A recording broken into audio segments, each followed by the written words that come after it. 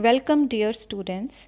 ਇਸ ਵੀਡੀਓ ਵਿੱਚ ਅਸੀਂ class 8 subject science chapter 11 force and pressure ਬਲ ਅਤੇ ਦਾਬ ਦੇ ਪੈਸ based multiple choice questions discuss ਕਰਾਂਗੇ। ਸੋ ਫਰਸਟ ਕੁਐਸਚਨ ਹੈ, ਹੇਠ ਲਿਖਿਆਂ ਵਿੱਚੋਂ ਕਿਹੜਾ ਬਲ ਬਾਰੇ ਸੱਚ ਹੈ? Which of the following is true about force? ਬਲ ਇੱਕ ਵਸਤੂ ਉੱਤੇ ਧੱਕਾ ਜਾਂ ਖਿੱਚ ਹੈ। ਫੋਰਸ ਇਜ਼ ਅ ਪੁਸ਼ ਔਰ ਪੁਲ ਔਨ ਐਨ ਆਬਜੈਕਟ। ਬਲ ਦੋ ਇਕਾਈਆਂ ਦੇ ਆਪਸੀ ਤਾਲਮੇਲ ਕਾਰਨ ਪੈਦਾ ਹੁੰਦਾ ਹੈ। Force arises due to interaction between two objects. ਬਲ ਦੀ ਮਾਪ ਅਤੇ ਦਿਸ਼ਾ ਦੋਵੇਂ ਹੁੰਦੇ ਹਨ। Force has both magnitude and direction. And fourth, ਉਪਰੋਕਤ ਸਾਰੇ, all of the above. The correct answer is all of the above. ਬਲ ਬਾਰੇ ਦੱਸੇ ਗਏ ਸਾਰੇ ਨੁਕਤੇ ਸਹੀ ਹਨ, ਇਸ ਲਈ ਸਹੀ ਚੋਣ ਹੈ ਆਪਸ਼ਨ ਨੰਬਰ 4। ਹੇਠਲੀਆਂ ਕਿਰਿਆਵਾਂ ਨੂੰ ਧੱਕਣਾ ਜਾਂ ਖਿੱਚਣਾ ਜਾਂ ਦੋਵਾਂ ਵਜੋਂ ਪਛਾਣੋ ਅਤੇ ਸਹੀ ਵਿਕਲਪ ਚੁਣੋ। ਪਹਿਲਾ ਵਿਕਲਪ ਹੈ ਗੇਂਦ ਨੂੰ ਲੱਤ ਮਾਰਨਾ। ਦੋਵੇਂ, ਧੱਕਣਾ ਜਾਂ ਖਿੱਚਣਾ। ਆਪਸ਼ਨ 2, ਖੂਹ ਤੋਂ ਬਾਲਟੀ ਖਿੱਚਣਾ, ਧੱਕਣਾ। ਆਪਸ਼ਨ 3, ਦਰਾਜ ਖੋਲ੍ਹਣਾ ਯਾਨੀ ਖਿੱਚਣਾ। ਬਲਦ ਕਾਟ ਨੂੰ ਖਿੱਚ ਰਿਹਾ ਹੈ, ਦੋਵੇਂ। ਇਸ ਕੁਐਸਚਨ ਵਿੱਚ ਕਰੈਕਟ ਆਪਸ਼ਨ ਹੈ ਆਪਸ਼ਨ ਨੰਬਰ 3, ਦਰਾਜ ਖੋਲ੍ਹਣਾ, ਜੋ ਕਿ ਇੱਕ ਐਗਜ਼ਾਮਪਲ ਹੈ ਖਿੱਚਣ ਦੀ, ਪੁੱਲ ਦੀ। ਕੁਐਸਚਨ 3, ਹੇਠਾਂ ਦਿੱਤੀਆਂ ਤਸਵੀਰਾਂ ਦੇਖੋ ਅਤੇ ਸਹੀ ਵਿਆਖਿਆ ਉੱਤੇ ਨਿਸ਼ਾਨਾ ਲਗਾਓ। A, ਦੋ ਕੁੜੀਆਂ ਇੱਕ ਦੂਜੇ ਨੂੰ ਖਿੱਚ ਰਹੀਆਂ ਹਨ। B, ਇੱਕ ਆਦਮੀ ਇੱਕ ਕਾਟ ਨੂੰ ਧੱਕ ਰਿਹਾ ਹੈ। C, ਇੱਕ ਆਦਮੀ ਇੱਕ ਕਾਰ ਖਿੱਚ ਰਿਹਾ ਹੈ। D, ਦੋ ਕੁੜੀਆਂ ਇੱਕ ਦੂਜੇ ਨੂੰ ਖਿੱਚ ਰਹੀਆਂ ਹਨ। ਸਹੀ ਆਪਸ਼ਨ ਹੈ ਆਪਸ਼ਨ A, ਦੋ ਕੁੜੀਆਂ ਇੱਕ ਦੂਜੇ ਨੂੰ ਖਿੱਚ ਰਹੀਆਂ ਹਨ। ਤਸਵੀਰ A ਅਤੇ B ਸਪਸ਼ਟ ਤੌਰ 'ਤੇ ਖਿੱਚਣ ਦੀਆਂ ਕਿਰਿਆਵਾਂ ਦਰਸਾ ਰਹੀ ਹੈ ਅਤੇ C ਅਤੇ D ਸਪਸ਼ਟ ਤੌਰ 'ਤੇ ਧੱਕਣ ਦੀ ਕਿਰਿਆ ਨੂੰ ਦਰਸਾਉਂਦੀ ਹੈ। ਇਸ ਲਈ ਸਹੀ ਵਿਕਲਪ ਹੈ ਆਪਸ਼ਨ A। ਹੇਠ ਲਿਖੀਆਂ ਗਈਆਂ ਸ਼ਰਤਾਂ ਵਿੱਚੋਂ ਕਿਹੜੀ ਇੱਕ ਬਲ ਨੂੰ ਦੋ ਵਸਤੂਆਂ ਦੇ ਪ੍ਰਭਾਵ ਵਿੱਚ ਲਿਆਉਣ ਲਈ ਜ਼ਰੂਰੀ ਹੈ? Which of the following conditions is necessary for a force to come into play on two objects? 1, ਦੋ ਵਸਤੂਆਂ ਸਥਿਰ ਹੋਣੀਆਂ ਚਾਹੀਦੀਆਂ ਹਨ। 2, ਦੋ ਵਸਤੂਆਂ ਵਿੱਚ ਪਰਸਪਰ ਕਿਰਿਆ ਹੋਣੀ ਲਾਜ਼ਮੀ ਨਹੀਂ ਹੈ। 3, ਦੋ ਵਸਤੂਆਂ ਵਿੱਚ ਪਰਸਪਰ ਕਿਰਿਆ ਹੋਣੀ ਲਾਜ਼ਮੀ ਹੈ। ਐਂਡ 4th, ਦੋ ਵਸਤੂਆਂ ਦਾ ਹਿੱਲਣਾ ਲਾਜ਼ਮੀ ਹੈ। So the correct option is option 3, ਦੋ ਵਸਤੂਆਂ ਵਿੱਚ ਪਰਸਪਰ ਕਿਰਿਆ ਹੋਣੀ ਲਾਜ਼ਮੀ ਹੈ। ਬਲ ਉਦੋਂ ਦੋ ਵਸਤੂਆਂ ਉੱਤੇ ਕੰਮ ਕਰਦੇ ਹਨ ਜਦੋਂ ਇਹ ਵਸਤੂਆਂ ਇੱਕ ਦੂਜੇ ਨਾਲ ਪਰਸਪਰ ਕਿਰਿਆ ਕਰਦੇ ਹਨ। ਉਦਾਹਰਣ ਵਜੋਂ, ਜੇਕਰ ਇੱਕ ਆਦਮੀ ਕਾਰ ਦੇ ਪਿੱਛੇ ਖੜਾ ਹੈ ਤਾਂ ਕਾਰ ਉਦੋਂ ਤੱਕ ਨਹੀਂ ਚੱਲ ਸਕਦੀ ਜਦੋਂ ਤੱਕ ਉਹ ਉਸ ਨੂੰ ਧੱਕਾ ਨਾ ਦੇਵੇ। ਅਨਿਲ ਨੂੰ ਕੁਝ ਜ਼ੋਰ ਨਾਲ ਇੱਕ ਟੇਬਲ ਨੂੰ ਧੱਕਣ ਲਈ ਕਿਹਾ ਗਿਆ, ਜਦੋਂ ਕਿ ਆਕਾਸ਼ ਨੂੰ ਉਸੀ ਟੇਬਲ ਨੂੰ ਧੱਕਣ ਲਈ ਕਿਹਾ ਗਿਆ, ਪਰ ਉਲਟ ਦਿਸ਼ਾ ਵਿੱਚ। ਇਹ ਪਾਇਆ ਗਿਆ ਕਿ ਟੇਬਲ ਕਿਸੇ ਵੀ ਦਿਸ਼ਾ ਵਿੱਚ ਨਹੀਂ ਜਾ ਰਹੀ ਹੈ ਅਤੇ ਸਥਿਰ ਹੈ। ਤੁਸੀਂ ਇਸ ਤੋਂ ਕੀ ਅੰਦਾਜ਼ਾ ਲਗਾਉਂਦੇ ਹੋ? ਆਪਸ਼ਨ 1, ਅਨਿਲ ਦੁਆਰਾ ਲਾਗੂ ਕੀਤੀ ਬਲ ਆਕਾਸ਼ ਦੁਆਰਾ ਲਾਗੂ ਕੀਤੇ ਗਏ ਬਲ ਨਾਲੋਂ ਵਧੇਰੇ ਹੈ। ਆਪਸ਼ਨ 2, ਆਕਾਸ਼ ਦੁਆਰਾ ਲਾਗੂ ਕੀਤੀ ਗਈ ਬਲ ਅਨਿਲ ਦੁਆਰਾ ਲਾਗੂ ਕੀਤੀ ਗਈ ਬਲ ਨਾਲੋਂ ਵਧੇਰੇ ਹੈ। ਆਪਸ਼ਨ 3, ਅਨਿਲ ਅਤੇ ਆਕਾਸ਼ ਦੁਆਰਾ ਟੇਬਲ ਉੱਤੇ ਲਗਾਈ ਗਈ ਬਲ ਇੱਕੋ ਜਿਹੀ ਹੈ। ਆਪਸ਼ਨ 3, 4, ਆਕਾਸ਼ ਅਤੇ ਅਨਿਲ ਦੁਆਰਾ ਕੋਈ ਬਲ ਨਹੀਂ ਲਗਾਈ ਜਾ ਰਹੀ। ਸੋ ਸਹੀ ਵਿਕਲਪ ਹੈ ਵਿਕਲਪ ਤੀਜਾ, ਅਨਿਲ ਅਤੇ ਆਕਾਸ਼ ਦੁਆਰਾ ਟੇਬਲ ਉੱਤੇ ਲਗਾਈ ਗਈ ਬਲ ਇੱਕੋ ਜਿਹੀ ਹੈ। ਇਹ ਧਿਆਨ ਦੇਣ ਯੋਗ ਹੈ, ਇੱਕ ਵਸਤੂ ਉਦੋਂ ਤੱਕ ਨਹੀਂ ਹਿਲਦੀ ਜੇ ਲਾਗੂ ਕੀਤਾ ਬਲ ਇੱਕੋ ਜਿਹਾ ਹੈ ਪਰ ਉਲਟ ਦਿਸ਼ਾ ਵਿੱਚ। ਅਨੂ ਦੀ ਨਾਨੀ ਗੁੰਨੇ ਹੋਏ ਆਟੇ ਵਿੱਚੋਂ ਇੱਕ ਬੇਲਣ ਦੀ ਵਰਤੋਂ ਕਰਕੇ ਰੋਟੀਆਂ ਬਣਾ ਰਹੀ ਸੀ। ਅਨੂ ਇਹ ਦੇਖ ਰਹੀ ਸੀ। ਉਸਨੂੰ ਪਿਛਲੇ ਦਿਨੀਂ ਆਪਣੇ ਅਧਿਆਪਕ ਦੁਆਰਾ ਸਿਖਾਇਆ ਗਿਆ ਬਲ ਟੌਪਿਕ ਯਾਦ ਆਇਆ। ਉਤਸ਼ਾਹ ਨਾਲ ਉਸਨੇ ਆਪਣੀ ਨਾਨੀ ਨੂੰ ਉਸੇ ਬਾਰੇ ਦੱਸਣਾ ਸ਼ੁਰੂ ਕੀਤਾ। ਉਹ ਬਲ ਦੀ ਕਿਹੜੀ ਹੇਠ ਲਿਖੀ ਵਿਸ਼ੇਸ਼ਤਾ ਬਾਰੇ ਵਿਚਾਰ ਕਰੇਗੀ? ਨੰਬਰ 1, ਬਲ ਗਤੀਸ਼ੀਲ ਵਸਤੂ ਦੀ ਚਾਲ ਵਿੱਚ ਪਰਿਵਰਤਨ ਕਰ ਸਕਦਾ ਹੈ। Force changes the speed of the body. Number 2, ਬਲ ਵਸਤੂ ਦੀ ਸ਼ਕਲ ਵਿੱਚ ਪਰਿਵਰਤਨ ਲਿਆ ਸਕਦਾ ਹੈ। Force changes the shape of the body. Number 3, ਬਲ ਕਿਸੇ ਵਸਤੂ ਨੂੰ ਵਿਰਾਮ ਅਵਸਥਾ ਤੋਂ ਗਤੀ ਵਿੱਚ ਲਿਆ ਸਕਦਾ ਹੈ। Force changes the motion of the body. Number 4, ਉਪਰੋਕਤ ਵਿੱਚ ਕੋਈ ਨਹੀਂ, none of the above. So the correct option is option number 2, ਬਲ ਵਸਤੂ ਦੀ ਸ਼ਕਲ ਵਿੱਚ ਪਰਿਵਰਤਨ ਲਿਆ ਸਕਦਾ ਹੈ। ਰੋਲਿੰਗ ਪਿੰਨ 'ਤੇ ਫੋਰਸ ਲਾਗੂ ਕਰਨਾ ਆਟੇ ਦੀ ਸ਼ਕਲ ਨੂੰ ਬਦਲਦਾ ਹੈ।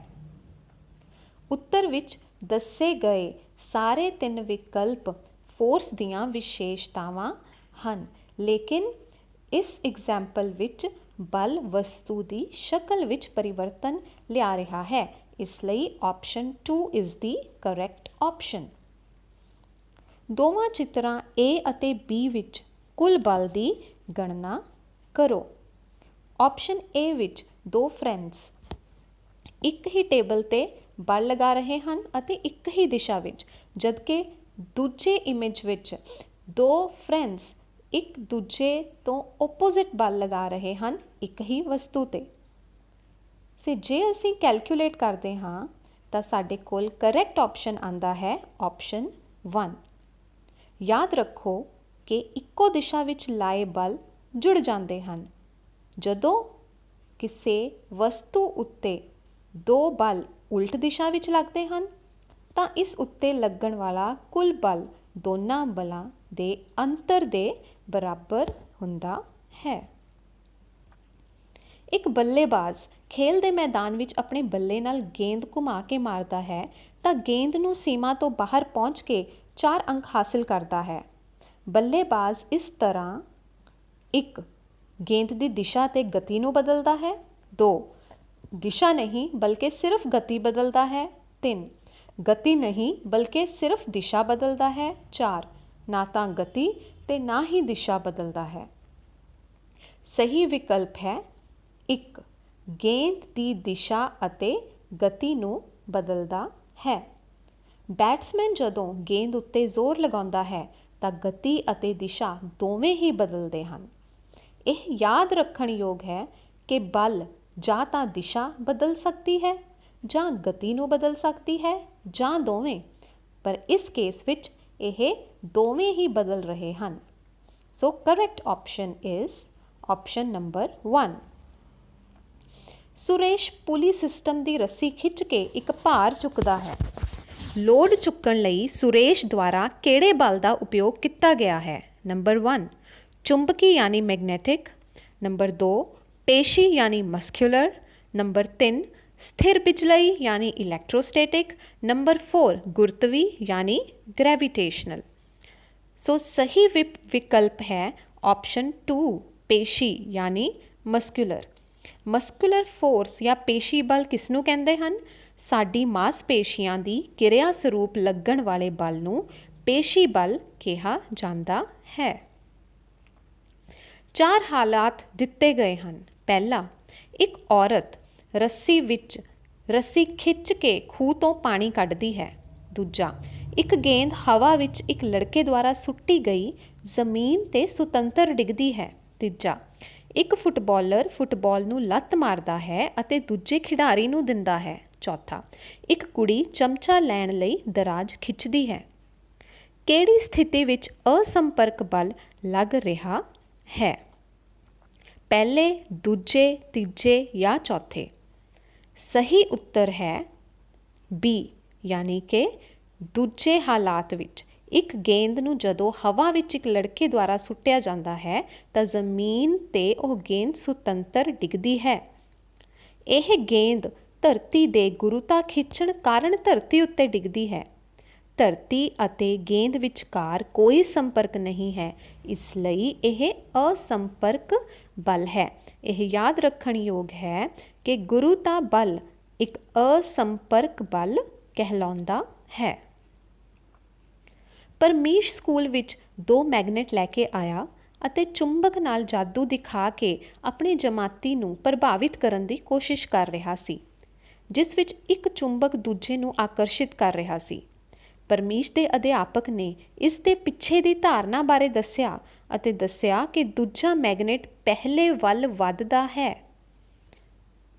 ਨੰਬਰ 1 ਗੁਰੂਤਾ ਸ਼ਕਤੀ ਦੇ ਕਾਰਨ ਜੋ ਇੱਕ ਅਸੰਪਰਕ ਬਲ ਹੈ।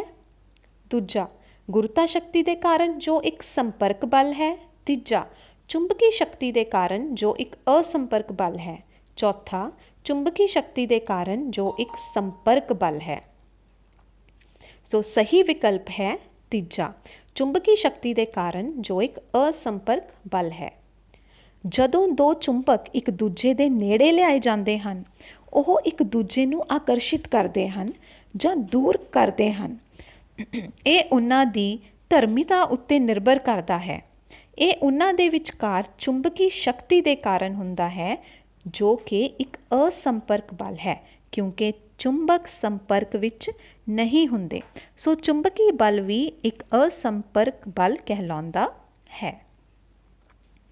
ਰਗੜ ਬਲ ਹਮੇਸ਼ਾ ਚੱਲਦੀਆਂ ਵਸਤੂਆਂ ਉੱਤੇ ਕੰਮ ਕਰਦਾ ਹੈ ਅਤੇ ਇਸ ਦੀ ਦਿਸ਼ਾ ਇਹ ਹੋਵੇਗੀ। Force of friction always acts on moving objects and its direction shall be number 1 ਕਿਸੇ ਵੀ ਦਿਸ਼ਾ ਵਿੱਚ in any direction। ਨੰਬਰ 2 ਗਤੀ ਦੀ ਦਿਸ਼ਾ ਦੇ ਨਾਲ along the direction of motion। Number 3 ਗਤੀ ਦੀ ਦਿਸ਼ਾ ਵੱਲ ਲੰਬਵਤ perpendicular to the direction of motion। Number 4 ਗਤੀ ਦੀ ਦਿਸ਼ਾ ਦੇ ਵਿਰੁੱਧ opposite to the direction of motion। So the correct option is option number 4 ਗਤੀ ਦੀ ਦਿਸ਼ਾ ਦੇ ਵਿਰੁੱਧ। ਰਗੜ ਬਲ ਸਾਰੀਆਂ ਗਤੀਸ਼ੀਲ ਵਸਤੂਆਂ ਉੱਤੇ ਲੱਗਦਾ ਹੈ ਅਤੇ ਇਸ ਦੀ ਦਿਸ਼ਾ ਹਮੇਸ਼ਾ ਗਤੀ ਦੀ ਦਿਸ਼ਾ ਤੋਂ ਉਲਟ ਹੁੰਦੀ ਹੈ। ਦੋਹਾਂ ਤਸਵੀਰਾਂ A ਅਤੇ B ਵਿੱਚ ਮੁੰਡਾ ਕਿਸੇ ਬਲ ਦੇ ਵਿਰੁੱਧ ਭਾਰੀ ਬੋਝ ਨੂੰ ਖਿੱਚਣ ਦੀ ਕੋਸ਼ਿਸ਼ ਕਰ ਰਿਹਾ ਹੈ। ਦੋਵਾਂ ਮਾਮਲਿਆਂ ਵਿੱਚ ਲੱਗ ਰਹੇ ਬਲ ਬਾਰੇ ਦੱਸੋ। ਆਪਸ਼ਨ 1 ਗੁਰੁਤਵੀ ਬਲ ਯਾਨੀ ਕਿ ਗ੍ਰੈਵੀਟੇਸ਼ਨਲ। B ਰਗੜ ਬਲ ਯਾਨੀ ਕਿ ਫ੍ਰਿਕਸ਼ਨਲ। ਆਪਸ਼ਨ 2 ਰਗੜ ਬਲ ਯਾਨੀ ਕਿ ਫ੍ਰਿਕਸ਼ਨਲ, ਗੁਰੁਤਵੀ ਬਲ ਯਾਨੀ ਕਿ ਗ੍ਰੈਵੀਟੇਸ਼ਨਲ। ਨੰਬਰ 3 ਪੇਸ਼ੀ ਬਲ ਮਸਕੂਲਰ, ਰਗੜ ਬਲ ਫ੍ਰਿਕਸ਼ਨਲ। ਤੇ ਨੰਬਰ 4 ਰਗੜ ਬਲ ਫ੍ਰਿਕਸ਼ਨਲ, ਪੇਸ਼ੀ ਬਲ muscular. So the correct answer is answer number 2। ਤਸਵੀਰ A ਵਿੱਚ ਲੜਕਾ ਰਗੜ ਬਲ ਦੇ ਵਿਰੁੱਧ ਭਾਰ ਖਿੱਚ ਰਿਹਾ ਹੈ, ਜੋ ਇੱਕ ਦੂਜੇ ਦੇ ਸੰਪਰਕ ਵਿੱਚ ਹੋਣ 'ਤੇ ਦੋ ਵਸਤਾਂ 'ਤੇ ਕੰਮ ਕਰਦਾ ਹੈ। ਜਦੋਂ ਕਿ ਤਸਵੀਰ B ਵਿੱਚ ਲੜਕਾ ਆਪਣੀ ਮਾਸਪੇਸ਼ੀ ਬਲ ਦੀ ਵਰਤੋਂ ਕਰਕੇ ਭਾਰੀ ਬੋਝ ਤਾਂ ਖਿੱਚ ਰਿਹਾ ਹੈ, ਪਰ ਉਹ ਜਿਸ ਬਲ ਦੇ ਵਿਰੁੱਧ ਕੰਮ ਕਰ ਰਿਹਾ ਹੈ ਉਹ ਹੈ ਗੁਰੂਤਾ ਬਲ, ਜੋ ਧਰਤੀ ਅਤੇ ਭਾਰੀ ਸਮਾਨ ਉੱਤੇ ਲੱਗ ਰਿਹਾ ਹੈ। ਸੋ ਸਹੀ ਵਿਕਲਪ ਹੈ ਵਿਕਲਪ ਦੂਜਾ। ਵਿਗਿਆਨ ਪ੍ਰਯੋਗਸ਼ਾਲਾ ਵਿੱਚ ਪਿਆਜ਼ ਦੇ ਛਿਲਕੇ ਦੀ ਸਲਾਈਡ ਤਿਆਰ ਕਰਦੇ ਸਮੇਂ ਰਮੇਸ਼ ਨੇ ਡ੍ਰੌਪਰ ਦੀ ਵਰਤੋਂ ਸਲਾਈਡ ਰੰਗਣ ਲਈ ਕੀਤੀ। ਹੇਠ ਦਿੱਤਿਆਂ ਵਿੱਚੋਂ ਕਿਹੜਾ ਜ਼ਿੰਮੇਵਾਰ ਹੈ ਜੋ ਡ੍ਰੌਪਰ ਵਿੱਚ ਰੰਗ ਭਰਦਾ ਹੈ। ਆਪਸ਼ਨ 1 ਰਗੜ ਬਲ ਫ੍ਰਿਕਸ਼ਨਲ ਫੋਰਸ। ਆਪਸ਼ਨ 2 ਚੁੰਬਕੀ ਬਲ ਮੈਗਨੈਟਿਕ ਫੋਰਸ। ਆਪਸ਼ਨ 3 ਹਵਾ ਦਾ ਦਬਾਅ ਏਅਰ ਪ੍ਰੈਸ਼ਰ। 4 ਸਥਿਰ ਬਿਜਲਈ ਬਲ ਇਲੈਕਟ੍ਰੋਸਟੈਟਿਕ ਫੋਰਸ। ਸੋ ਸਹੀ ਉੱਤਰ ਹੈ ਆਪਸ਼ਨ 3 ਹਵਾ ਦਾ ਦਬਾਅ। ਜਦੋਂ ਤੁਸੀਂ ਡ੍ਰੌਪਰ ਉੱਤੇ ਰਗੜ ਦੇ ਸਿਖਰ ਨੂੰ ਦਬਾਉਂਦੇ ਹੋ ਤਾਂ ਹਵਾ ਬਾਹਰ ਨਿਕਲ ਜਾਂਦੀ ਹੈ। ਫਿਰ ਜਦੋਂ ਡ੍ਰੌਪਰ ਨੂੰ ਤਰਲ ਵਿੱਚ ਪਾਉਂਦੇ ਹਾਂ ਤੇ ਰਬੜ ਦੱਬਣਾ ਬੰਦ ਕਰਦੇ ਹਾਂ ਤਾਂ ਤਰਲ ਡ੍ਰੌਪਰ ਵਿੱਚ ਚੂਸ ਲਿਆ ਜਾਂਦਾ ਹੈ। ਡ੍ਰੌਪਰ ਵਿੱਚ ਹਵਾ ਦਾ ਦਬਾਅ ਘੱਟ ਹੋਣ ਕਰਕੇ ਤਰਲ ਡ੍ਰੌਪਰ ਵਿੱਚ ਖਿੱਚਿਆ ਜਾਂਦਾ ਹੈ। ਅਨੁਪਮਾ ਇਹ ਜਾਣਨ ਲਈ ਉਤਸੁਕ ਸੀ ਕਿ ਜਦੋਂ ਉਸ ਦੀ ਮਾਂ ਦਾਣਿਆਂ ਨੂੰ ਘੇਰ ਰਹੀ ਸੀ ਤਾਂ ਅਨਾਜ ਦੇ ਛੋਟੇ-ਛੋਟੇ ਟੁਕੜੇ ਕਿਉਂ ਹੇਠਾਂ ਆਉਂਦੇ ਸਨ। ਅਨੁਪਮਾ ਦੀ ਭੈਣ ਨੇ ਫਿਰ ਉਸ ਨੂੰ ਸਮਝਾਇਆ ਕਿ ਆਪਸ਼ਨ 1 ਇਹ ਸਥਿਰ ਬਿਜਲਈ ਬਲ ਦੇ ਕਾਰਨ ਹੈ ਜੋ ਇੱਕ ਸੰਪਰਕ ਬਲ ਹੈ। ਇਹ ਗੁਰੂਤਾ ਬਲ ਦੇ ਕਾਰਨ ਹੈ ਜੋ ਸੰਪਰਕ ਬਲ ਹੈ। ਇਹ ਸਥਿਰ ਬਿਜਲਈ ਬਲ ਦੇ ਕਾਰਨ ਹੈ ਜੋ ਇੱਕ ਅਸੰਪਰਕ ਬਲ ਹੈ, ਜਾਂ ਫਿਰ ਇਹ ਗੁਰੂਤਾ ਬਲ ਦੇ ਕਾਰਨ ਹੈ ਜੋ ਇੱਕ ਅਸੰਪਰਕ ਬਲ ਹੈ। ਸਹੀ ਵਿਕਲਪ ਹੈ ਚੌਥਾ, ਇਹ ਗੁਰੂਤਾ ਬਲ ਦੇ ਕਾਰਨ ਹੈ ਜੋ ਇੱਕ ਅਸੰਪਰਕ ਬਲ ਹੈ। ਇਹ ਧਰਤੀ ਦਾ ਗੁਰੂਤਾ ਬਲ ਹੈ ਜਿਸ ਕਾਰਨ ਅਨਾਜ ਦੇ ਛੋਟੇ ਦਾਣੇ ਹੇਠਾਂ ਡਿੱਗਦੇ ਹਨ। ਧਰਤੀ ਇਹ ਛਾਨਣ ਦੌਰਾਨ ਛੋਟੇ ਅਨਾਜਾਂ ਨੂੰ ਖਿੱਚਦੀ ਹੈ। ਗੁਰੂਤਾ ਬਲ ਇੱਕ ਅਸੰਪਰਕ ਬਲ ਹੈ। ਦਾਣੇ ਅਤੇ ਧਰਤੀ ਆਪਸ ਵਿੱਚ ਸੰਪਰਕ ਵਿੱਚ ਨਹੀਂ ਹਨ। ਸੋ ਅਸੀਂ ਜਾਣਿਆ ਕਿ ਗੁਰੂਤਾ ਬਲ ਗ੍ਰੈਵੀਟੇਸ਼ਨਲ ਫੋਰਸ ਅਤੇ ਚੁੰਬਕੀ ਬਲ ਮੈਗਨੈਟਿਕ ਫੋਰਸ ਇਹ ਦੋਨੋਂ ਅਸੰਪਰਕ ਬਲ ਹਨ। ਜਨਮ ਦਿਨ ਦੀ ਪਾਰਟੀ ਵਿੱਚ ਬੱਚਿਆਂ ਦਾ ਮਨੋਰੰਜਨ ਕਰਨ ਲਈ ਰੀਨਾ ਨੇ ਇੱਕ ਚਾਲ ਦੀ ਵਰਤੋਂ ਕੀਤੀ। ਉਸਨੇ ਆਪਣੇ ਕੱਪੜਿਆਂ ਨਾਲ ਮਲ ਕੇ ਗੁਬਾਰਿਆਂ ਨੂੰ ਕੰਧ ਨਾਲ ਚਿਪਕਾਇਆ। ਹਰ ਕੋਈ ਰੀਨਾ ਦੀ ਤਾਰੀਫ ਕਰਦਾ ਸੀ। ਗੁਬਾਰੇ ਕੰਧ ਨਾਲ ਕਿਵੇਂ ਚਿਪਕੇ? ਆਪਸ਼ਨ 1, ਗੁਬਾਰੇ ਅਤੇ ਕੰਧ ਵਿਚਕਾਰ ਇੱਕ ਗੁਰੂਤਾ ਬਲ ਕਾਰਨ ਗੁਬਾਰੇ ਕੰਧ ਨਾਲ ਚਿਪਕ ਗਏ। ਆਪਸ਼ਨ 2, ਚਾਰਜ ਕੀਤੇ ਗੁਬਾਰੇ ਅਤੇ ਕੰਧ ਵਿਚਕਾਰ ਸਥਿਰ ਬਿਜਲਈ ਬਲ ਕਾਰਨ ਗੁਬਾਰੇ ਕੰਧ ਨਾਲ ਚਿਪਕ ਜਾਂਦੇ ਹਨ। ਆਪਸ਼ਨ 3, ਗੁਬਾਰੇ ਅਤੇ ਕੰਧ ਦੇ ਵਿਚਕਾਰ ਇੱਕ ਚੁੰਬਕੀ ਬਲ ਕਾਰਨ ਗੁਬਾਰੇ ਕੰਧ ਨਾਲ ਚਿਪਕ ਜਾਂਦੇ ਹਨ। ਆਪਸ਼ਨ 4, ਗੁਬਾਰੇ ਅਤੇ ਕੰਧਾਂ ਵਿਚਕਾਰ ਇੱਕ ਮਾਸਪੇਸ਼ੀ ਬਲ ਕਾਰਨ ਗੁਬਾਰੇ ਦੀਵਾਰ ਨਾਲ ਚਿਪਕ ਗਏ। ਸੋ ਦ ਕਰੈਕਟ ਆਪਸ਼ਨ ਇਜ਼, ਸਹੀ ਵਿਕਲਪ ਹੈ ਆਪਸ਼ਨ 2, ਚਾਰਜ ਕੀਤੇ ਗੁਬਾਰੇ ਅਤੇ ਕੰਧ ਵਿਚਕਾਰ ਸਥਿਰ ਬਿਜਲਈ ਬਲ ਕਾਰਨ ਗੁਬਾਰੇ ਕੰਧ ਨਾਲ ਚਿਪਕ ਜਾਂਦੇ ਹਨ। ਇਹ ਯਾਦ ਰੱਖੋ ਕਿ ਜਦੋਂ ਰੀਨਾ ਆਪਣੇ ਕੱਪੜਿਆਂ ਨਾਲ ਬਲੂਨ ਰਗੜ ਰਹੀ ਸੀ ਤਾਂ ਬਲੂਨ ਉੱਤੇ ਰਿਣ ਚਾਰਜ ਆ ਜਾਂਦਾ ਹੈ। ਇਹ ਰਿਣ ਚਾਰਜ ਕੰਧ ਦੇ ਧਨ ਚਾਰਜ ਨਾਲ ਆਕਰਸ਼ਿਤ ਹੁੰਦਾ ਹੈ, ਜਿਸ ਕਰਕੇ ਇਲੈਕਟ੍ਰੋਸਟੈਟਿਕ ਫੋਰਸ ਯਾਨੀ ਕਿ ਸਥਿਰ ਬਿਜਲਈ ਬਲ ਪੈਦਾ ਹੁੰਦਾ ਹੈ ਤੇ ਸਥਿਰ ਬਿਜਲਈ ਬਲ ਪੈਦਾ ਹੁੰਦਾ ਹੈ। ਗੁਰੀ ਸੜਕ ਤੇ ਪੈਦਲ ਜਾ ਰਿਹਾ ਸੀ ਤਾਂ ਉਲਟ ਪਾਸਿਓਂ ਆ ਰਹੇ ਸਾਈਕਲ ਨਾਲ ਟੱਕਰ ਹੋਣ ਵਾਲੀ ਸੀ, ਪਰ ਅਜਿਹਾ ਹੋਣ ਤੋਂ ਪਹਿਲਾਂ ਗੁਰੀ ਦੇ ਦੋਸਤ ਨੇ ਉਸਨੂੰ ਆਪਣੇ ਵੱਲ ਖਿੱਚ ਲਿਆ ਅਤੇ ਉਸਨੂੰ ਬਚਾਇਆ। ਗੁਰੀ ਨੂੰ ਖਿੱਚਣਾ ਉਸਨੂੰ ਕਿਵੇਂ ਬਚਾਉਂਦਾ ਹੈ? ਆਪਸ਼ਨ 1, ਜਦੋਂ ਗੁਰੀ ਦੇ ਦੋਸਤ ਨੇ ਉਸਨੂੰ ਖਿੱਚਿਆ, ਉਸਨੇ ਬਲ ਦੀ ਵਰਤੋਂ ਕੀਤੀ ਅਤੇ ਗੁਰੀ ਦੀ ਗਤੀ ਦੀ ਦਿਸ਼ਾ ਬਦਲ ਦਿੱਤੀ। ਆਪਸ਼ਨ 2, ਜਦੋਂ ਗੁਰੀ ਦੇ ਦੋਸਤ ਨੇ ਉਸਨੂੰ ਖਿੱਚਿਆ, ਉਸਨੇ ਬਲ ਦੀ ਵਰਤੋਂ ਕੀਤੀ ਅਤੇ ਗੁਰੀ ਦੀ ਚਾਲ ਨੂੰ ਬਦਲ ਦਿੱਤਾ। ਆਪਸ਼ਨ 3, ਉਪਰੋਕਤ ਦੋਵੇਂ। ਆਪਸ਼ਨ 4, ਉਪਰੋਕਤ ਵਿੱਚੋਂ ਕੋਈ ਨਹੀਂ। So the correct answer is option number 1, ਜਦੋਂ ਗੁਰੀ ਦੇ ਦੋਸਤ ਨੇ ਉਸਨੂੰ ਖਿੱਚਿਆ, ਉਸਨੇ ਬਲ ਦੀ ਵਰਤੋਂ ਕੀਤੀ ਅਤੇ ਗੁਰੀ ਦੀ ਗਤੀ ਦੀ ਦਿਸ਼ਾ ਨੂੰ ਬਦਲ ਦਿੱਤਾ। ਇਹ ਯਾਦ ਰੱਖਣ ਯੋਗ ਹੈ ਕਿ ਫੋਰਸ ਵਸਤੂ ਦੀ ਦਿਸ਼ਾ, ਵਸਤੂ ਦੀ ਗਤੀ, ਵਸਤੂ ਦਾ ਆਕਾਰ ਤੇ ਗਤੀ ਦੀ ਸਥਿਤੀ ਨੂੰ ਬਦਲ ਸਕਦੀ ਹੈ। ਇਸ ਸਥਿਤੀ ਵਿੱਚ ਇਹ ਸਪਸ਼ਟ ਤੌਰ 'ਤੇ ਹੈ ਕਿ ਜਦੋਂ ਬਲ ਲਾਗੂ ਕੀਤਾ ਗਿਆ ਤਾਂ ਦਿਸ਼ਾ ਵਿੱਚ ਤਬਦੀਲੀ ਹੋਈ।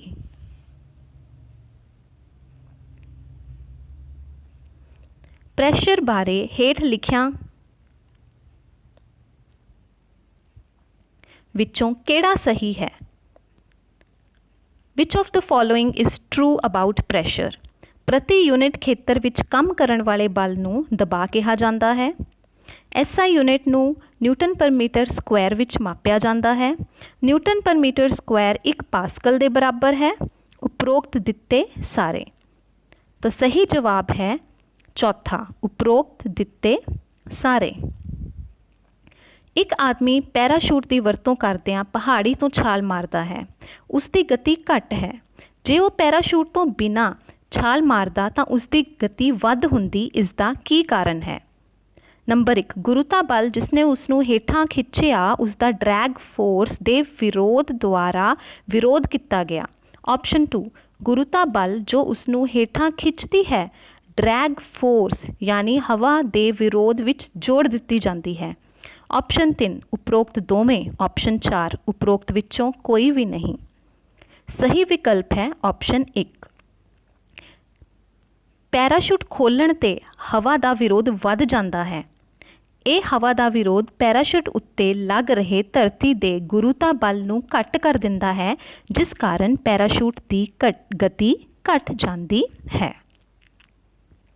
ਇੱਕ ਤੀਰਅੰਦਾਜ਼ ਹਵਾ ਵਿੱਚ ਤੀਰ ਮਾਰਦਾ ਹੈ। ਕੁਝ ਦੂਰੀ ਤੈਅ ਕਰਨ ਤੋਂ ਬਾਅਦ ਧਰਤੀ 'ਤੇ ਡਿੱਗਦਾ ਹੈ। ਕੀ ਤੁਸੀਂ ਜਾਣਦੇ ਹੋ ਸ਼ੁਰੂਆਤੀ ਬਲ ਜੋ ਤੀਰ ਨੂੰ ਗਤੀ ਦਿੰਦਾ ਹੈ ਅਤੇ ਆਖਰੀ ਬਲ ਜੋ ਇਸ ਨੂੰ ਧਰਤੀ ਉੱਤੇ ਲਿਆਉਂਦਾ ਹੈ?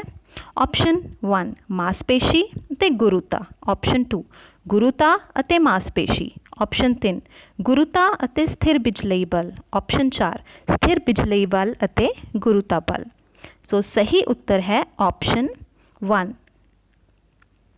ਇੱਕ ਤੀਰ ਅੰਦਾਜ਼ ਆਪਣੇ ਬਾਹਾਂ ਦੀ ਮਾਸਪੇਸ਼ੀ ਬਲ ਦੀ ਵਰਤੋਂ ਤੀਰ ਨੂੰ ਕਿਰਿਆ ਕਰਨ 'ਚ ਮਦਦ ਕਰਦਾ ਹੈ, ਜਦੋਂ ਕਿ ਧਰਤੀ ਦਾ ਗੁਰੂਤਾ ਖਿੱਚ ਇਸ ਨੂੰ ਹੇਠਾਂ ਲਿਆਉਂਦਾ ਹੈ। ਇੱਕ ਕੰਟੇਨਰ ਪਾਣੀ ਨਾਲ ਭਰਿਆ ਹੋਇਆ ਹੈ, ਜਿਵੇਂ ਕਿ ਚਿੱਤਰ ਵਿੱਚ ਦਿਖਾਇਆ ਗਿਆ ਹੈ। ਹੇਠ ਲਿਖਿਆਂ ਵਿੱਚੋਂ ਕਿਹੜਾ ਬਿਆਨ ਪਾਣੀ ਦੇ ਦਬਾਅ ਬਾਰੇ ਸਹੀ ਹੈ? ਆਪਸ਼ਨ 1 A ਉੱਤੇ ਦਬਾਅ ਜ਼ਿਆਦਾ ਹੈ, B ਉੱਤੇ ਦਬਾਅ ਨਾਲੋਂ B ਉੱਤੇ ਦਬਾਅ ਜ਼ਿਆਦਾ ਹੈ, C ਉੱਤੇ ਦਬਾਅ ਨਾਲੋਂ। ਆਪਸ਼ਨ 2 A ਤੇ ਦਬਾਅ ਬਰਾਬਰ ਹੈ, B ਤੇ ਦਬਾਅ ਬਰਾਬਰ ਹੈ, C ਤੇ ਦਬਾਅ। ਆਪਸ਼ਨ 3 A ਤੇ ਦਬਾਅ ਘੱਟ ਹੈ B ਤੇ ਦਬਾਅ ਨਾਲੋਂ ਅਤੇ B ਤੇ ਦਬਾਅ ਜ਼ਿਆਦਾ ਹੈ C ਤੇ ਦਬਾਅ ਨਾਲੋਂ। ਆਪਸ਼ਨ 4 A ਤੇ ਦਬਾਅ ਘੱਟ ਹੈ B ਤੇ ਦਬਾਅ ਨਾਲੋਂ ਅਤੇ C ਤੇ ਦਬਾਅ B ਤੇ ਦਬਾਅ ਘੱਟ ਹੈ C ਤੇ ਦਬਾਅ ਨਾਲੋਂ। So the correct option is option number 4। ਜਿਵੇਂ ਕਿ ਅਸੀਂ ਇੱਕ ਤਰਲ ਵਿੱਚ ਡੂੰਘੇ ਜਾਂਦੇ ਹਾਂ ਤਾਂ ਤਰਲ ਦਾ ਦਬਾਅ ਵੱਧਦਾ ਹੈ। ਜਿਵੇਂ ਹੀ ਤਰਲ ਦੀ ਡੂੰਘਾਈ ਵੱਧਦੀ ਹੈ, ਉੱਪਰ ਤੋਂ ਹੇਠਾਂ ਧੱਕਣ ਵਾਲੇ ਤਰਲ ਕਾਲਮ ਦਾ ਭਾਰ ਵੱਧਦਾ ਹੈ ਅਤੇ ਇਸ ਲਈ ਦਬਾਅ ਵੀ ਵੱਧਦਾ ਹੈ। ਇਸ ਲਈ pressure at C is maximum. Pressure at C is more as compared to pressure at B, and pressure at B is more as compared to pressure at C। बल ਦੀ ਤਾਕਤ ਇਸ ਦੇ ਦੁਆਰਾ ਪ੍ਰਗਟ ਕੀਤੀ ਜਾਂਦੀ ਹੈ। ਆਪਸ਼ਨ 1 ਭਾਰ, 2 ਮਾਸ, 3 ਮਾਪ, 4 ਲੰਬ ਬਲ। ਸਹੀ ਜਵਾਬ ਹੈ ਮਾਪ। ਫੋਰਸ ਇੱਕ ਦੂਜੇ ਨਾਲੋਂ ਵੱਡਾ ਜਾਂ ਛੋਟਾ ਹੋ ਸਕਦਾ ਹੈ। ਬਲ ਦੀ ਤਾਕਤ ਇਸ ਦੇ ਮਾਪ ਦੁਆਰਾ ਦਰਸਾਈ ਜਾਂਦੀ ਹੈ। ਜੇ ਅਸੀਂ ਕਹਿੰਦੇ ਹਾਂ ਕਿ 5 ਨਿਊਟਨ ਫੋਰਸ ਲਾਗੂ ਕੀਤੀ ਗਈ ਹੈ ਤਾਂ ਇਸ ਦਾ ਮਤਲਬ ਹੈ ਕਿ ਫੋਰਸ ਦੀ ਤੀਬਰਤਾ ਜਾਂ ਮਾਸ 5 ਹੈ ਅਤੇ ਇਕਾਈਆਂ ਜਿਸ ਵਿੱਚ ਇਹ ਪ੍ਰਗਟ ਕੀਤਾ ਗਿਆ ਹੈ ਉਹ ਹੈ N ਮਤਲਬ ਨਿਊਟਨ। ਅਨੂ ਮੇਖ ਦੇ ਮੋਟੇ ਸਿਰੇ ਤੋਂ ਲੱਕੜ ਦੇ ਤਖਤੇ ਵਿੱਚ ਮੇਖ ਲਗਾਉਣ ਦੀ ਕੋਸ਼ਿਸ਼ ਕਰ ਰਹੀ ਸੀ। ਇਹ ਵੇਖਦਿਆਂ ਹੀ ਅਨੁਜ ਨੇ ਉਸ ਨੂੰ ਸਲਾਹ ਦਿੱਤੀ ਕਿ ਉਹ ਮੋਟੇ ਸਿਰੇ ਦੀ ਬਜਾਏ ਇਸ ਦੇ ਤਿੱਖੇ ਸਿਰੇ ਤੋਂ ਇਸ ਨੂੰ ਤਖਤੇ ਵਿੱਚ ਧੱਕੇ। ਉਸ ਦੀ ਇਸ ਸਲਾਹ ਦੇ ਪਿੱਛੇ ਕਾਰਨ ਦੱਸੋ। ਆਪਸ਼ਨ 1 ਜੇਕਰ ਸੰਪਰਕ ਦਾ ਖੇਤਰ ਛੋਟਾ ਹੁੰਦਾ ਹੈ, ਵਧੇਰੇ ਦਬਾਅ ਪੈਂਦਾ ਹੈ। ਆਪਸ਼ਨ 2 ਜੇਕਰ ਸੰਪਰਕ ਦਾ ਖੇਤਰ ਵੱਡਾ ਹੁੰਦਾ ਹੈ, ਵਧੇਰੇ ਦਬਾਅ ਪੈਂਦਾ ਹੈ। ਆਪਸ਼ਨ 3 ਜੇਕਰ ਸੰਪਰਕ ਦਾ ਖੇਤਰ ਛੋਟਾ ਹੁੰਦਾ ਹੈ, ਦਬਾਅ ਘੱਟ ਪੈਂਦਾ ਹੈ। ਆਪਸ਼ਨ 4 ਜੇਕਰ ਸੰਪਰਕ ਦਾ ਖੇਤਰ ਵੱਡਾ ਹੁੰਦਾ ਹੈ, ਦਬਾਅ ਘੱਟ ਪੈਂਦਾ ਹੈ। So the correct option is option number 1। ਯਾਦ ਰੱਖੋ ਕਿ ਦਬਾਅ ਨੂੰ ਫਾਰਮੂਲੇ ਦੁਆਰਾ ਗਿਣਿਆ ਜਾਂਦਾ ਹੈ, ਉਹ ਹੈ ਦਾਬ ਬਰਾਬਰ ਬਲ ਬਟਾ ਖੇਤਰਫਲ, ਜਿਸ ਉੱਤੇ ਇਹ ਲੱਗਦਾ ਹੈ। ਦਾਬ ਅਤੇ ਖੇਤਰਫਲ ਇੱਕ ਦੂਜੇ ਦੇ ਉਲਟ ਅਨੁਪਾਤ ਹੁੰਦੇ ਹਨ। ਇਸ ਲਈ ਜੇ ਖੇਤਰ ਘੱਟ ਹੈ ਤਾਂ ਦਾਬ ਵਧੇਰੇ ਹੁੰਦਾ ਹੈ ਅਤੇ ਜੇ ਖੇਤਰਫਲ ਵੱਧ ਹੈ ਤਾਂ ਦਾਬ ਘੱਟ। ਰੀਮਾ ਨੇ ਆਪਣੇ ਦੋਸਤ ਨੂੰ ਸਲਾਹ ਦਿੱਤੀ ਕਿ ਉਹ ਰੇਤੇ ਉੱਤੇ ਤੁਰਦਿਆਂ ਉਸ ਦੀਆਂ ਹੀਲ ਵਾਲੀ ਜੁੱਤੀ ਨੂੰ ਲਾ ਦੇਵੇ, ਕਿਉਂਕਿ ਉਹ ਮੁਸ਼ਕਿਲ ਨਾਲ ਤੁਰ ਰਹੀ ਸੀ। ਰੀਮਾ ਦੀ ਦੋਸਤ ਨੂੰ ਰੇਤ ਉੱਤੇ ਤੁਰਨਾ ਮੁਸ਼ਕਿਲ ਕਿਉਂ ਹੋਇਆ? ਨੰਬਰ 1 ਜੁੱਤੀ ਦੀ ਹੀਲ ਟੁੱਟ ਗਈ ਸੀ। ਨੰਬਰ 2 ਨੁੱਕਰ ਵਾਲੀ ਅੱਡੀ ਦਾ ਸਤ੍ਹਾ ਖੇਤਰ ਛੋਟਾ ਹੁੰਦਾ ਹੈ, ਇਸ ਲਈ ਇਹ ਰੇਤ ਉੱਤੇ ਵਧੇਰੇ ਦਬਾਅ ਪਾਉਂਦੀ ਹੈ, ਜਿਸ ਨਾਲ ਤੁਰਨਾ ਮੁਸ਼ਕਿਲ ਹੁੰਦਾ ਹੈ। ਨੰਬਰ 3 ਨੁੱਕਰ ਵਾਲੀ ਅੱਡੀ ਦਾ ਸਤ੍ਹਾ ਖੇਤਰ ਵੱਡਾ ਹੁੰਦਾ ਹੈ, ਇਸ ਲਈ ਇਹ ਰੇਤ ਉੱਤੇ ਵਧੇਰੇ ਦਬਾਅ ਪਾਉਂਦੀ ਹੈ, ਜਿਸ ਨਾਲ ਤੁਰਨਾ ਮੁਸ਼ਕਿਲ ਹੁੰਦਾ ਹੈ। ਨੰਬਰ 4 ਨੁੱਕਰ ਵਾਲੀ ਅੱਡੀ ਦਾ ਸਤ੍ਹਾ ਖੇਤਰ ਛੋਟਾ ਹੁੰਦਾ ਹੈ, ਇਸ ਲਈ ਇਹ ਰੇਤ ਉੱਤੇ ਘੱਟ ਦਬਾਅ ਪਾਉਂਦੀ ਹੈ, ਜਿਸ ਨਾਲ ਤੁਰਨਾ ਮੁਸ਼ਕਿਲ ਹੁੰਦਾ ਹੈ। So the correct option is option number 2। ਨੁੱਕਰ ਵਾਲੀ ਅੱਡੀ ਦੀ ਸਤ੍ਹਾ ਖੇਤਰ ਛੋਟਾ ਹੋਣ ਕਾਰਨ ਇਹ ਵਧੇਰੇ ਦਬਾਅ ਪਾਉਂਦੀ ਹੈ, ਜਿਸ ਕਾਰਨ ਰੇਤ ਵਿੱਚ ਤੁਰਨਾ ਮੁਸ਼ਕਿਲ ਹੋ ਜਾਂਦਾ ਹੈ। ਮੋਹਨ ਦੇ ਸਾਇੰਸ ਅਧਿਆਪਕ ਨੇ ਵੱਖ-ਵੱਖ ਉਚਾਈ ਦੇ ਪਾਣੀ ਦੇ ਕਾਲਮ ਦੇ ਨਾਲ ਭਿੰਨ ਸ਼ਕਲ ਦੇ 4 ਵੱਖੋ ਵੱਖਰੇ ਕੰਟੇਨਰ ਭਰੇ, ਜਿਵੇਂ ਕਿ ਚਿੱਤਰ A ਵਿੱਚ ਦਿਖਾਇਆ ਗਿਆ ਹੈ, ਅਤੇ ਨਾਲ-ਨਾਲ ਵੱਖ-ਵੱਖ ਸ਼ਕਲ ਦੇ 3 ਵੱਖਰੇ ਕੰਟੇਨਰ ਵੀ ਭਰੇ ਹਨ, ਪਰ ਪਾਣੀ ਦੇ ਕਾਲਮ ਦੀ ਇੱਕੋ ਉਚਾਈ ਹੈ। ਉਹਨਾਂ ਵਿਦਿਆਰਥੀਆਂ ਨੂੰ ਕਿਹਾ ਕਿ ਉਹ ਇਹਨਾਂ ਦੋਵਾਂ ਤਸਵੀਰਾਂ A ਅਤੇ B ਵਿਚਲੇ ਕਿਹੜੇ ਕੰਟੇਨਰ ਦੇ ਤਲ ਉੱਤੇ ਪਾਣੀ ਵੱਲੋਂ ਵੱਧ ਤੋਂ ਵੱਧ ਦਬਾਅ ਪਾਇਆ ਜਾਏਗਾ? ਆਪਸ਼ਨ 1, ਪਹਿਲੀ ਇਮੇਜ ਵਿੱਚ ਦੂਜਾ ਕੰਟੇਨਰ ਅਤੇ ਦੂਜੀ ਇਮੇਜ ਵਿੱਚ ਤਿੰਨੋਂ ਬਰਾਬਰ ਦਬਾਅ ਪਾਉਣਗੇ। ਆਪਸ਼ਨ 2, ਪਹਿਲੀ ਇਮੇਜ ਵਿੱਚ ਤੀਜਾ ਕੰਟੇਨਰ ਅਤੇ ਦੂਜੀ ਇਮੇਜ ਵਿੱਚ ਤਿੰਨੋਂ ਬਰਾਬਰ ਦਬਾਅ ਪਾਉਣਗੇ। ਆਪਸ਼ਨ 3, ਪਹਿਲੀ ਇਮੇਜ ਵਿੱਚ ਚਾਰੇ ਬਰਾਬਰ ਦਬਾਅ ਪਾਉਣਗੇ ਅਤੇ ਦੂਜੀ ਇਮੇਜ ਵਿੱਚ ਦੂਜਾ ਕੰਟੇਨਰ ਵੱਧ ਦਬਾਅ ਪਾਏਗਾ। ਚੌਥੀ ਇਮੇਜ ਵਿੱਚ ਚੌਥੇ ਆਪਸ਼ਨ ਵਿੱਚ ਇਮੇਜ ਪਹਿਲੀ ਵਿੱਚ ਚਾਰੇ ਬਰਾਬਰ ਦਬਾਅ ਪਾਉਣਗੇ ਅਤੇ ਦੂਜੀ ਇਮੇਜ ਵਿੱਚ ਤੀਜਾ ਕੰਟੇਨਰ ਜ਼ਿਆਦਾ ਦਬਾਅ ਪਾਏਗਾ। ਸਹੀ ਉੱਤਰ ਹੈ ਆਪਸ਼ਨ 1। ਪਹਿਲੀ ਇਮੇਜ ਵਿੱਚ ਕੰਟੇਨਰ ਦੇ ਤਲ ਉੱਤੇ ਸਭ ਤੋਂ ਵੱਧ ਪ੍ਰੈਸ਼ਰ ਪਾਏਗਾ ਅਤੇ ਇਮੇਜ 2 ਵਿੱਚ ਦਬਾਅ ਬਰਾਬਰ ਰਹੇਗਾ। ਕੰਟੇਨਰ ਦੇ ਤਲ ਉੱਤੇ ਪਾਣੀ ਦੁਆਰਾ ਦਿੱਤਾ ਗਿਆ ਦਬਾਅ ਪਾਣੀ ਦੇ ਕਾਲਮ ਦੀ ਉਚਾਈ ਉੱਤੇ ਨਿਰਭਰ ਕਰਦਾ ਹੈ ਅਤੇ ਇਸ ਦੀ ਖੰਡ ਜਾਂ ਕੰਟੇਨਰ ਦੀ ਸ਼ਕਲ ਉੱਤੇ ਨਿਰਭਰ ਨਹੀਂ ਕਰਦਾ। Thank you and all the best.